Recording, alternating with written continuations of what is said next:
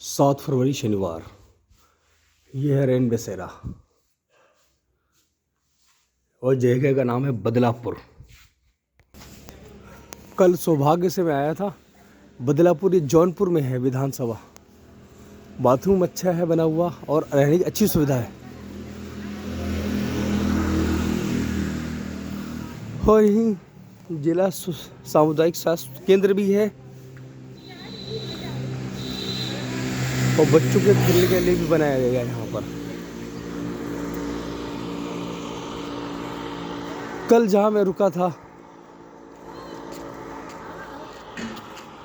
काली माता मंदिर के पास, वहाँ पर जो था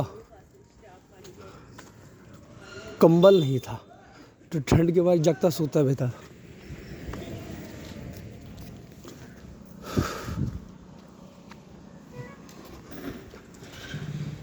तो बदलापुर जौनपुर स्वास्थ्य केंद्र इसके बगल में खुला है और यहाँ का जो था वो बता रहा था 8 तारीख से 112 लोग हुए हैं यहाँ पर। अच्छा प्रबंध है। मुझे ऐसे याद आया कि उड़ीसा में भी ऐसी जगह हैं जहाँ पर डॉर्मेट्री भी बेड भी हम हैं। वहाँ पे करीब 35-40 लोग रुके हुए थे।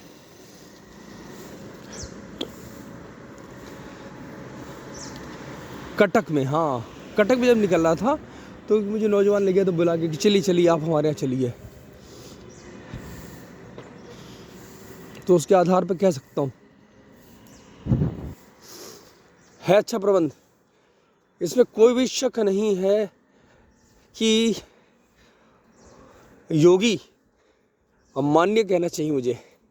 पूरे भारत में मैं इतने राज्यों में चलता चला आया, चाहे वो गुजरात हो, मध्य प्रदेश हो, फिर महाराष्ट्र हो, कर्नाटका हो, तमिलनाडु, कुछ शायद छोड़ दूं, आंध्र प्रदेश, उड़ीसा, झारखंड, बिहार, बंगाल, असम, यहाँ तक कि नेपाल में भी योगी की बहुत डिमांड है।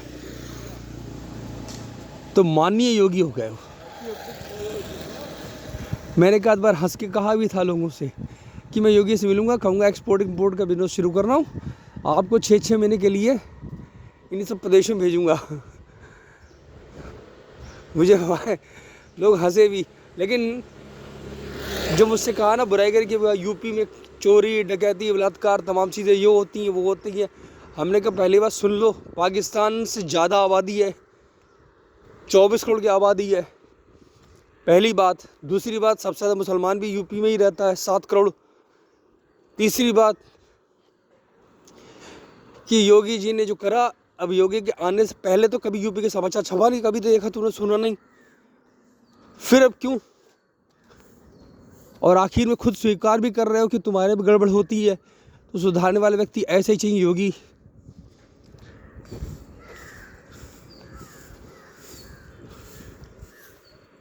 यहाँ तक कि नेपाल में भी बातचीत हुई जब मेरी थी तो लोगों ने कहा था अगर योगी प्रधानमंत्री बन जाए। हमने कहा देखो हिंदुस्तान में किस्मती कुछ अजीब है। जिस भाजपा को उठाने वाले लाल कृष्ण आडवाणी थे वो प्रधानमंत्री नहीं उप प्रधानमंत्री बन पाए। ठीक, आज मोदी एंड कंपनी उनको साइडलाइन कर दिया है। उनका कोई पता ही नहीं है कि बीमार हैं, कहाँ हैं, क्या कर रहे हैं, कोई भी जानकारी नहीं होती उनके बारे में। तो इसलिए हिंदुस्तान की राजनीति में बड़ी विचित्रता है। योगी जो इतने कम समय में इतनी ज़्यादा विख्यात हुए हैं, ऐसा हिंदुस्तान के 78 साल के इतिहास में कभी नहीं हुआ कि इतनी कम समय में, इतनी कम आयु में इतना जो विख्यात नाम पाया हो जिन्होंने। तो ये बात सच है। मेरे देश की किस्मत ऐसी है।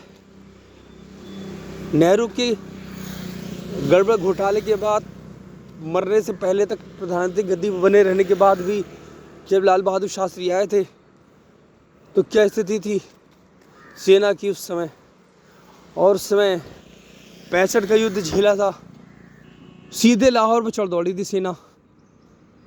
अब खैर लोग बहुत सी चीज़ कहें और उनके जहर दे के मारा भी गया है।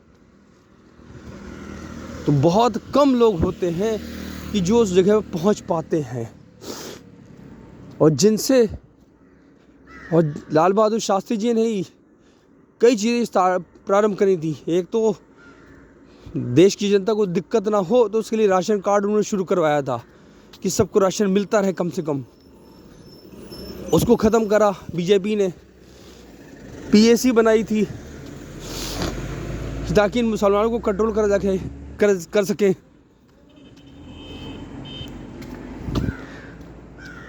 ठीक है, बीएसएफ बनाई गई थी उसके बाद।